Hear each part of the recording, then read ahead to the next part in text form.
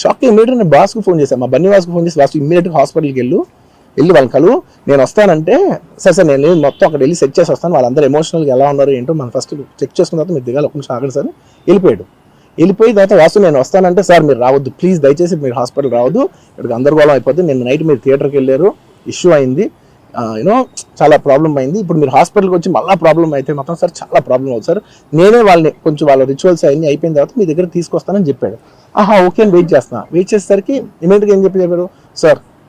ఏమనుకోవద్దు, వాళ్ళు మీ మీద కేసు ఫైల్ చేశారు, ఇప్పుడు మీరు వాళ్ళు కలవడానికి లేదంటే నేను మా లీగల్ టీం అదేం పర్లేదు వాసు నేను వచ్చేస్తాను, నేను కొంచెం మూర్ఖంగా మాట్లాడుతుంటే సార్ మా లీగల్ టీం చాలా స్ట్రిక్ట్గా చెప్పింది, sir they filed the case on you, మీరు ఇప్పుడు వెళ్తే legally it is not right thing to do, please don't go అని చెప్తే అప్పుడు ఆగాల్సి వచ్చింది. సార్ నాకు ఒక్కటే విషయం చెప్తా సార్, ఎవరో వైజాగ్లో చనిపోతేనో లేకపోతే చనిపోతున్నారంటేనో, లేదంటే విజయవాడలో చనిపోతున్నారంటే ఒక పెద్ద ఆవిడ అంటేనో, లేదంటే చిరంజీవి గారి ఫ్యాన్స్ మన నూర్బాయ్ లాంటి వాళ్ళు,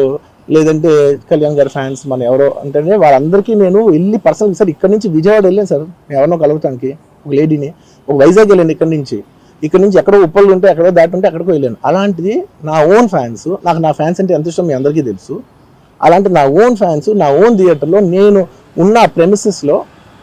అలా జరిగిందంటే నేను వెళ్ళి కలవనాలని, ఆ కలవాలి నాకు ఉండదా, అది మినిమం కదా, అసలు ఎవరైనా వెళ్ళి కలుస్తారు, ఎందుకు కలవను నేను కలవపడడానికి ఓన్లీ రీజన్ ఏంటంటే I'm legally I'm tired, I can't go,